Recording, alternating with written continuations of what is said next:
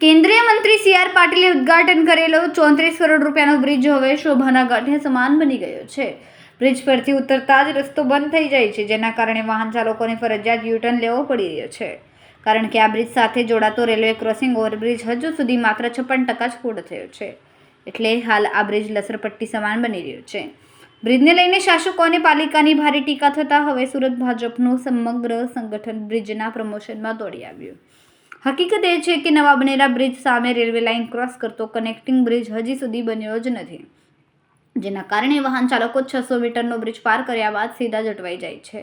સુરતના મેયર દક્ષેશ માવાણી, શહેર ભાજપ પ્રમુખ પરેશ પટેલ તેમજ ભાજપના કોર્પોરેટરો સોશિયલ મીડિયામાં થયેલી ટીકા બાદ હવે રાત્રે બ્રિજના પ્રમોશન માટે પહોંચ્યા હતા.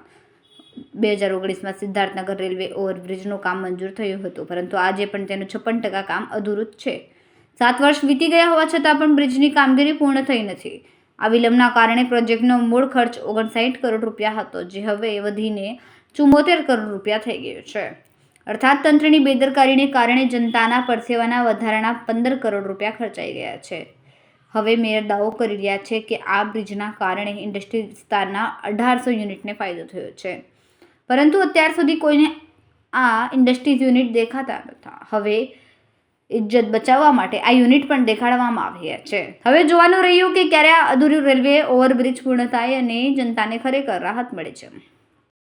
આજે સુરત મહાનગરપાલિકાની સામાન્ય સભા પત્યા બાદ સુરતના કોર્પોરેટરો અને ભારતીય જનતા પાર્ટીના કાર્યકર્તાઓ અને ઇન્ડસ્ટ્રીયલ એસ્ટેટના પદાધિકારીઓ આજે આ પુલના બીજા છેડે, એટલે કે જ્યાં ઉદ્ઘાટન કરવામાં આવ્યું હતું તેના બીજા છેડા ઉપર ભેગા થયા છે.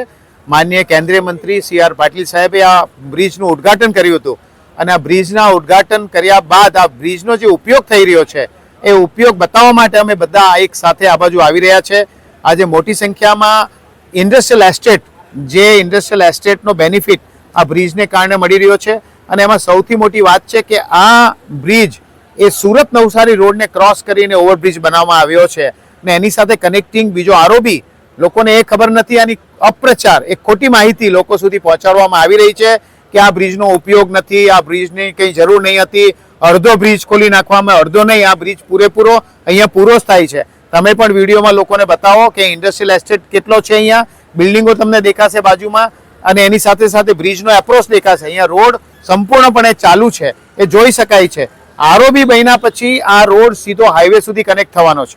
જે લોકોને કોઈને ખ્યાલ જ નથી કે આરઓબી અને આ બે બ્રિજ છે. એક જે તમારા રોડને, જે સુરત નવસારી રોડને ક્રોસ કરવા વાળો એક બ્રિજ અને બીજો રેલવે ઓવરબ્રિજ જેનું કામ ચાલી રહ્યું છે એ પણ 6-8 મહિના વર્ષ દિવસની અંદર આ પણ ચાલુ થઈ જશે. એટલે ટોલ નાકા વગરનો મહાવીર કોલેજથી લઈને હાઈવે સુધીનો આ એક નવો રોડ બની રહ્યો છે. એ રોડના ભાગરૂપે આજે એનું ઉદ્ઘાટન કરવામાં આવ્યું છે. એના કારણે ઇન્ડસ્ટ્રીના મિત્રો જે રીતે ઉપયોગ કરી, આપ સાંભળો છો અત્યારે તમને ટેમ્પાનો અવાજ પણ તમારા એની અંદર આવી રહ્યો છે કે અહીંયા ઇન્ડસ્ટ્રીના લોકો આનો વપરાશ કરી રહ્યા છે. એ જ જણાવવા માટે અમે બધા અહીંયા ભેગા થયા છે. સિદ્ધાર્થનગર કેનાલ રોડનું એક વીક પૂર્વે આદરણીય સી.આર. પાટીલ સાહેબના કરકલોમાંથી અમે આ બ્રિજનું ઉદ્ઘાટન કર્યું હતું, પણ અમુક લોકો પ્રજાને ગુમરાહ કરે છે કે આ બ્રિજ ઓપનિંગ કર્યો પછી તેને સામેનો છેડો બંધ છે. આજે હું જાતે આવ્યો છું અને અહીંયા આ રેલવે ઓવરબ્રિજનું કામ જે ચાલુ છે તેને પેરેલલ 1800 જેટલી ઇન્ડસ્ટ્રીઝ આવી છે, 40,000 જેટલા એમ્પ્લોય રોજ અવર જવર અત્યારે ચોકડી પરથી કરતા. પણ આ ઓવરબ્રિજના હિસાબે તે લોકો ચોકડી પરનું જે ટ્રાફિકનું ભારણ હતું તે પણ ઘટ્યું છે. સાથે સાથે ઈંધણની બચત થઈ છે અને આ 1800 જેટલી અહીંયા ઇન્ડસ્ટ્રી જે કનેક્ટિંગ થાય છે તે લોકોનો સીધો આ બ્રિજનો ફાયદો થયો છે. અને જે પ્રજાને ગુમરાહ કરે છે તેને મારો આ જવાબ છે. કેમેરામેન સેનલ વિરાણી સાથે વિશાલ છેઠા, માનવ પ્રભા ન્યૂઝ, સુરત. અમારા વિડીયોની નવી અપડેટ મેળવવા માટે સબસ્ક્રાઇબ કરો માનવ પ્રભા ન્યૂઝ ચેનલને. બેલ આઇકન ક્લિક કરો લેટેસ્ટ વિડીયો સૌથી પહેલા મેળવવા માટે.